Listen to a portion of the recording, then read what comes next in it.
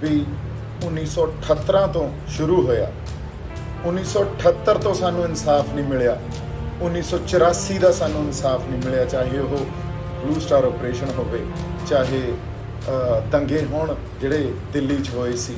खालड़ा साहब उन्हां दी गाथा आपां सारे जानते हैं। खालड़ा साहब ने बहुत अणपछातियां लाशां लभीआं, पर वो आप भी फिर बड़ी दुखदाई गल है भी अणपछाती लाश बन गई। या बेअदबी जिहड़ी श्री गुरु ग्रंथ साहब की हुई आ, बरगाड़ी कांड होया, ਉਹਦੀ इंसाफ की गल होवे, किसी चीज़ का कोई इंसाफ नहीं मिले। सो जिहड़ी आपां गल कर रहे हैं, अज गल कर रहे हैं वो साबका DGP सुमेध सैनी दी, जिन्हें पता नहीं किन्ने क नौजवान मारे, किन्ने क अणमनुखी जुल्म कीते। क्योंकि DGP भी उन्हां लोकां ने उन्हां नूं बनाया जिन्हां नूं असीं पंथक पार्टियां दा रुतबा दित्ता, या पंथक साडी जिहड़ी लीडरशिप आ उन्हां दा रुतबा दित्ता।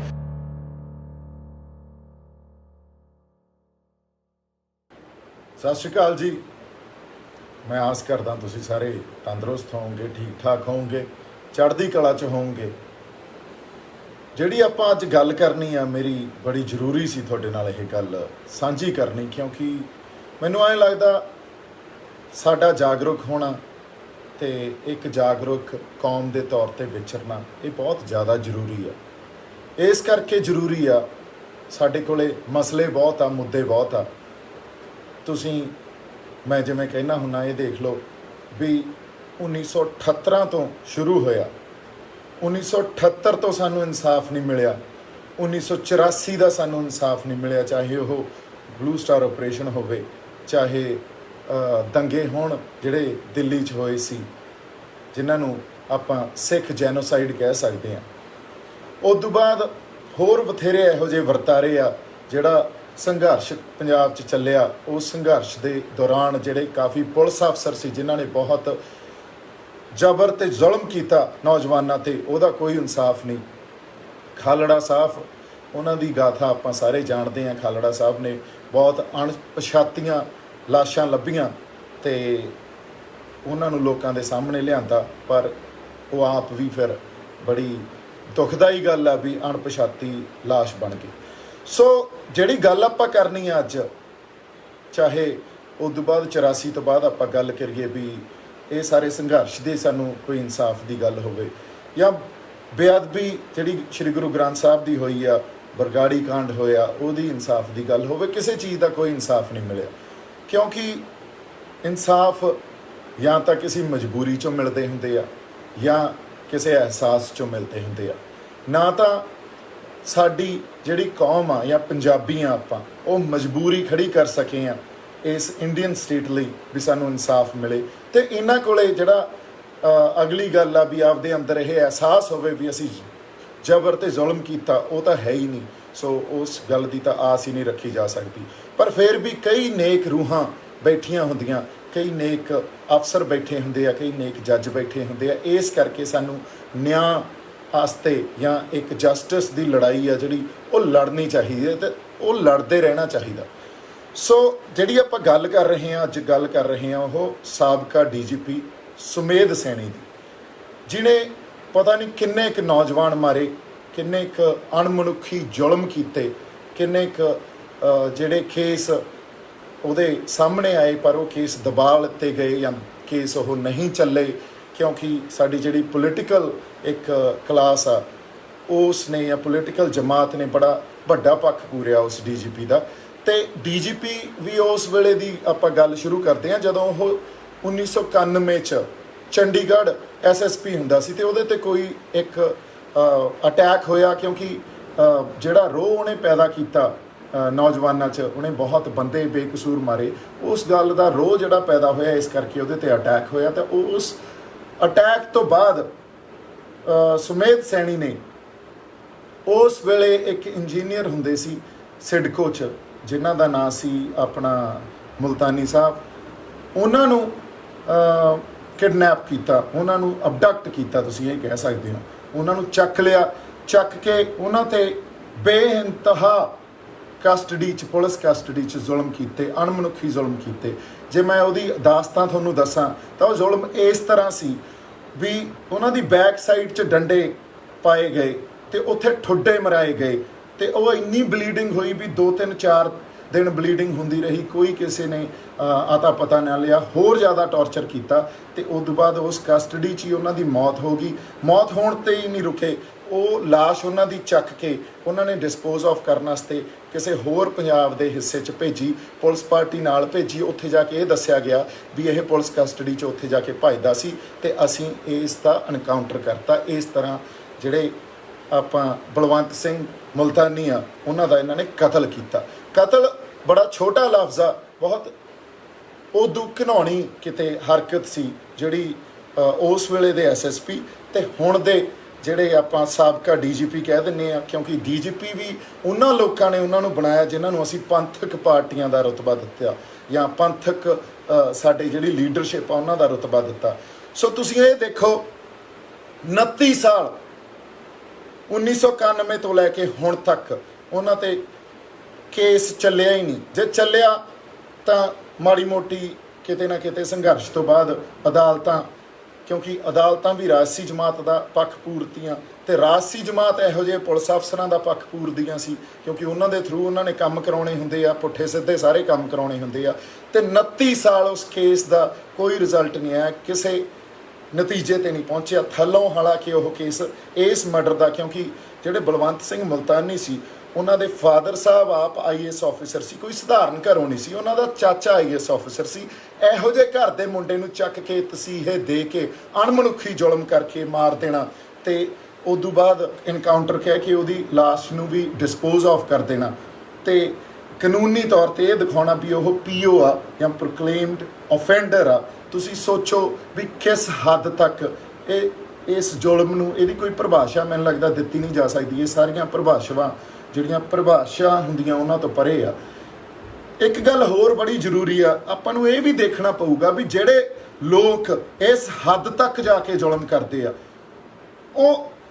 ਉਹਨਾਂ ਦੀ ਆਤਮਾ ਇੰਨਾ ਭਾਰ ਝੱਲਦੀ ਕਿਵੇਂ ਆ, ਕਿਉਂਕਿ ਮੈਨੂੰ ਨਹੀਂ ਲੱਗਦਾ ਕੋਈ ਵੀ ਇਨਸਾਨ ਐਡਾ ਜ਼ੁਲਮ ਕਰ ਸਕਦਾ ਜਾਂ ਉਹਦੀ ਆਤਮਾ ਐਡਾ ਭਾਰ ਝੱਲ ਸਕਦੀ ਆ, ਕਿਉਂਕਿ ਉਹ ਇਸ ਸਟੇਟ ਨੇ ਉਹਨਾਂ ਨੂੰ ਇਹ ਧਾਰਨਾ ਉਹਨਾਂ 'ਚ ਪੱਕੀ ਕਰਾਈ ਹੁੰਦੀ ਆ ਵੀ ਤੁਸੀਂ ਤਾਂ ਦੇਸ਼ ਦੀ ਰਾਖੀ ਕਰ ਰਹੇ ਹੋ ਜਾਂ ਦੇਸ਼ ਦੇ ਹਿੱਤਾਂ 'ਚ ਜਿਹੜਾ ਕੁਝ ਕਰ ਰਹੇ ਹੋ ਤਾਂ ਇਸ ਕਰਕੇ ਉਹ ਇਸ ਹੱਦ ਤੱਕ ਜ਼ੁਲਮ ਕਰ ਜਾਂਦੇ ਆ। ਉਹਨਾਂ ਨੂੰ ਐਂ ਲੱਗਦਾ, ਅਦਰਵਾਈਜ਼ ਆਤਮਾ ਦਾ ਭਾਰ ਐਡਾ ਝੱਲਣਾ ਬਹੁਤ ਮੁਸ਼ਕਿਲ ਆ। ਸੋ ਜਿਹੜੀ ਆਪਾਂ ਗੱਲ ਕਰ ਰਹੇ ਸੀ, ਐਨੀਵੇਜ਼ ਥੱਲੇ ਕੇਸ ਚੱਲਿਆ ਲੋਅਰ ਕੋਰਟ 'ਚ ਜਿਹੜਾ ਕੇਸ ਸੀ ਉਹ ਸੁਮੇਧ ਸੈਣੀ ਉਹਨਾਂ ਦੇ ਹੱਕ 'ਚ ਡਿਸਾਈਡ ਕਰ ਦਿੱਤਾ ਗਿਆ। ਉਹਦੀ ਅਪੀਲ ਹੋਈ ਹਾਈ ਕੋਰਟ 'ਚ ਜਦੋਂ ਅਪੀਲ ਹੋਈ ਤਾਂ ਹਾਈ ਕੋਰਟ ਨੇ ਜਿਹੜਾ ਮੇਰੇ ਖਿਆਲ 'ਚ ਡਿਵੀਜ਼ਨ ਬੈਂਚ ਸੀ ਜਾਂ ਹੋ ਸਕਦਾ ਸਿੰਗਲ ਜੱਜ ਵੀ ਹੋਣ, ਉਹਨਾਂ ਨੇ ਇਹ ਕੇਸ ਸੀਬੀਆਈ ਨੂੰ ਰੈਫਰ ਕਰਤਾ। ਸੀਬੀਆਈ ਨੇ 70-80 ਜਿਹੜੇ ਗਵਾਹ ਸੀ ਉਹਨਾਂ ਦੀ ਗਵਾਹੀ ਤੋਂ ਬਾਅਦ 9 ਮਹੀਨਿਆਂ ਤੋਂ ਬਾਅਦ ਇਹ ਡਾਇਰੈਕਸ਼ਨ ਦਿੱਤੀ ਵੀ ਕਤਲ ਦਾ ਜਿਹੜਾ ਪਰਚਾ ਦਰਜ ਹੋਣਾ ਚਾਹੀਦਾ ਸੁਮੇਧ ਸੈਣੀ ਤੇ, ਪਰ ਸਾਡੀ ਪੰਥਕ ਪਾਰਟੀਆਂ ਨੇ ਉਹਨਾਂ ਨੂੰ ਡੀਜੀਪੀ ਬਣਾਤਾ। ਔਰ ਸੁਮੇਧ ਸੈਣੀ ਸੁਪਰੀਮ ਕੋਰਟ ਜਾ ਕੇ ਇਹ ਗੱਲ ਕਹਿ ਰਿਹਾ ਵੀ ਮੇਰੀ ਤਾਂ ਐਬਸੈਂਸ, ਦੇਖੋ ਹਾਈ ਕੋਰਟ ਨੇ ਜਿਹੜਾ ਇਹ ਸੀਬੀਆਈ ਨੂੰ ਰੈਫਰ ਕੀਤਾ ਜੀ, ਮੈਨੂੰ ਸੁਣਿਆ ਨਹੀਂ ਗਿਆ, ਇਸ ਕਰਕੇ ਇਹਨੂੰ ਕੁਐਸ਼ ਕਰੋ। ਨਾਲ ਇਹ ਵੀ ਕਿਹਾ ਗਿਆ ਵੀ ਮੇਰੇ ਤੇ ਇਹ ਕੇਸ ਹੀ ਨਹੀਂ ਬਣਦਾ ਜੀ, ਕਿਉਂਕਿ ਇਹ ਟੈਕਨੀਕ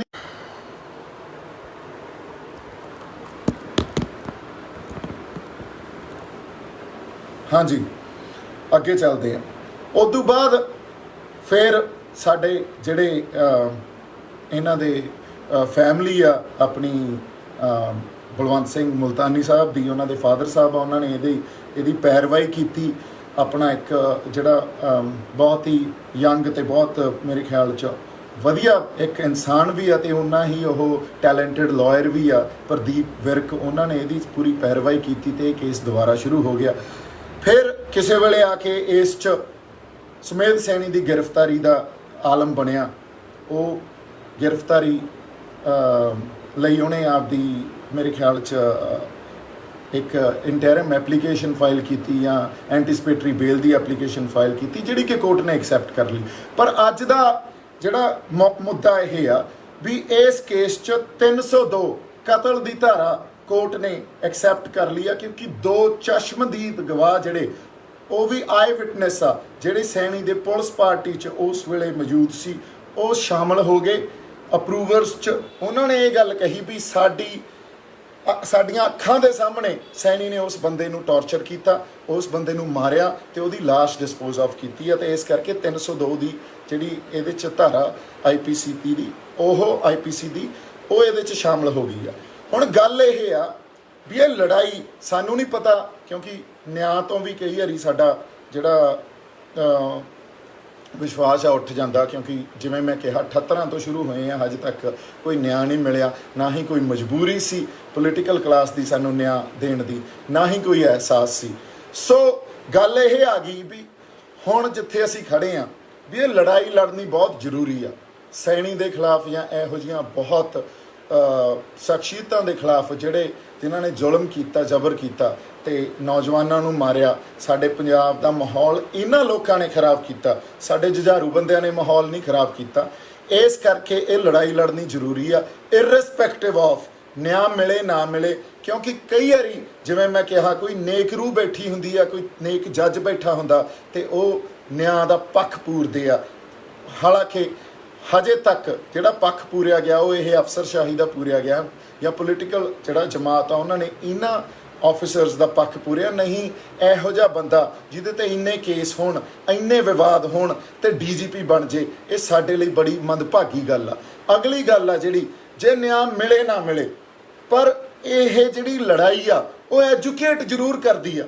ਜਿਵੇਂ ਕਿ ਆਪਾਂ ਗੱਲਾਂ ਕਰ ਰਹੇ ਹਾਂ, ਇਹ ਐਜੂਕੇਟ ਕਰੂਗੀ ਆਉਣ ਵਾਲੀ ਜਨਰੇਸ਼ਨ ਨੂੰ। ਸਾਡੇ ਅੱਜ ਦੇ ਲੋਕ ਆ ਜਿਹੜੇ, ਉਹਨਾਂ ਨੂੰ ਸੁਣਨ 'ਚ ਇਹ ਗੱਲ ਸਮਝ ਆਊਗੀ ਵੀ ਸਾਡੇ ਨਾਲ ਹੋਇਆ ਕੀ ਆ, ਧੱਕਾ ਕੀ ਹੋਇਆ, ਇਹ ਲੜਾਈ ਕੀ ਆ। ਲੜਾਈ ਤਾਂ ਹੋਰ ਕੁਝ ਵੀ ਨਹੀਂ ਹੈ ਜੀ, ਲੜਾਈ ਤਾਂ ਨਿਆਂ ਤੇ ਅਨਿਆਂ ਦੀ ਲੜਾਈ ਆ। ਚਾਹੇ ਉਹ ਸਮਾਜਿਕ ਮੁੱਦੇ ਹੋਣ, ਚਾਹੇ ਆਰਥਿਕ ਮੁੱਦੇ ਹੋਣ, ਚਾਹੇ ਉਹ ਰਾਜਸੀ ਮੁੱਦੇ ਹੋਣ ਜਾਂ ਨੈਤਿਕਤਾ ਨੂੰ ਲੈ ਕੇ ਹੋਣ, ਤਾਂ ਇਹ ਸਿਰਫ ਲੜਾਈ ਨਿਆਂ ਤੇ ਅਨਿਆਂ ਦੀ ਆ। ਕਿਉਂਕਿ ਅਸੀਂ ਹਮੇਸ਼ਾ ਹੀ, ਜਾਂ ਕੋਈ ਵੀ ਇਨਸਾਨ ਆ, ਮਨੁੱਖ ਆ, ਉਹ ਹਮੇਸ਼ਾ ਨਿਆਂ ਪੱਖੀ ਹੋਊਗਾ। ਉਹ ਹਮੇਸ਼ਾ ਨਿਆਂ ਲਈ ਉਹਦੀ ਜਿਹੜੀ ਅੰਦਰ ਭਾਵਨਾ ਹੋਊਗੀ ਉਹ ਨਿਆਂ ਦੇ ਲਈ ਹੋਊਗੀ, ਉਹਦੇ ਅੰਦਰ ਜਿਹੜਾ ਦਰਦ ਹੋਊਗਾ ਉਹ ਵੀ ਨਿਆਂ ਦੇ ਲਈ ਹੋਊਗਾ। ਅਸੀਂ ਅਨਿਆਂ ਦੇ ਨਾਲ ਨਹੀਂ ਖੜਦੇ।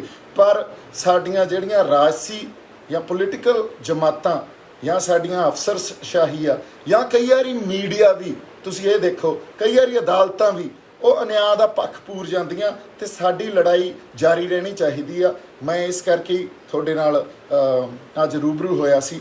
ਬਾਕੀ ਚਾਹੇ ਸ਼੍ਰੀ ਗੁਰੂ ਗ੍ਰੰਥ ਸਾਹਿਬ 267 ਸਰੂਪਾਂ ਦੀ ਗੱਲ ਆ, ਚਾਹੇ ਜਿਹੜਾ ਪੁਰਾਤਨ ਸਰੂਪ ਸਾਡਾ ਪਟਿਆਲਿਓਂ ਚੋਰੀ ਹੋਇਆ ਉਹਦੀ ਗੱਲ ਆ, ਜਾਂ ਸਤਕਾਰ ਜਿਹੜੀ ਕਮੇਟੀ ਆ ਜਾਂ ਉਹਦੀ ਗੱਲ ਆ, ਉਹ ਜਿਹੜੇ ਸਰੂਪ ਪੁਰਾਣੇ ਚੱਕ ਕੇ ਕਿੱਥੇ ਲਿਜਾ ਰਹੇ ਆ, ਕੋਈ ਉਹਦਾ ਜਵਾਬ ਨਹੀਂ ਦੇ ਰਹੇ।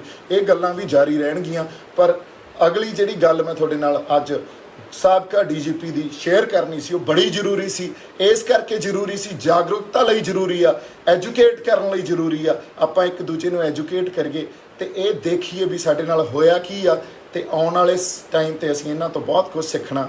ਇਸ ਕਰਕੇ ਇੱਕ ਦੂਜੇ ਨੂੰ ਜਾਗਰੂਕ ਕਰਦੇ ਰਹੀਏ, ਇੱਕ ਦੂਜੇ ਦੇ ਨਾਲ ਅਸੀਂ ਖੜੀਏ ਤੇ ਇੱਕ ਦੂਜੇ ਦੀ ਤਾਕਤ ਬਣੀਏ। ਤਾਂ ਹੀ ਸਮੂਹਕ ਤੌਰ ਤੇ ਜਦੋਂ ਤੱਕ ਸਾਡੇ 'ਚ ਅਵੇਅਰਨੈਸ ਨਹੀਂ ਆਊਗੀ, ਇੱਕ ਕਲੈਕਟਿਵ ਕੌਨਸ਼ੀਅਸਨੈਸ ਨਹੀਂ ਆਊਗੀ, ਤਾਂ ਗੱਲ ਨਹੀਂ ਬਣਨੀ। ਬਾਕੀ ਪੰਜਾਬ, ਪੰਜਾਬੀ ਤੇ ਪੰਜਾਬੀਅਤ ਜ਼ਿੰਦਾਬਾਦ, ਉਹਦੇ ਲਈ ਲੜਦੇ ਰਹਾਂਗੇ। ਜਿਵੇਂ ਮੈਂ ਕਹਿੰਦਾ ਹੁੰਦਾ, ਸਾਰੇ ਹੀ ਸਾਡੇ ਆ, ਹਿੰਦੂ ਵੀ ਸਾਡੇ ਆ, ਸਿੱਖ ਵੀ ਸਾਡੇ ਆ, ਸਾਡੇ ਦਲਿਤ ਭਰਾ ਵੀ ਸਾਡੇ ਆ, ਸਾਡੇ ਕੋਈ ਉੱਥੇ ਖੱਤਰੀ ਆ, ਹੋਰ ਕਿਸੇ ਜਮਾਤ ਦੇ ਬੰਦੇ ਆ, ਉਹ ਸਾਡੇ ਆ। ਕਿਉਂਕਿ ਅਸੀਂ ਪੰਜਾਬ ਦੀ ਮਿੱਟੀ ਲਈ ਵਫਾਦਾਰੀ ਨਿਭਾਉਣੀ ਆ, ਪੰਜਾਬ ਲਈ ਲੜਨਾ। ਜਿਉਂਦੇ ਵਾਸਤੇ ਰਹੋ। ਮੇਰੇ ਵੱਲੋਂ ਬਹੁਤ ਸਾਰਾ ਪਿਆਰ ਤੇ ਸਤਿਕਾਰ। ਸਤਿ ਸ਼੍ਰੀ ਅਕਾਲ।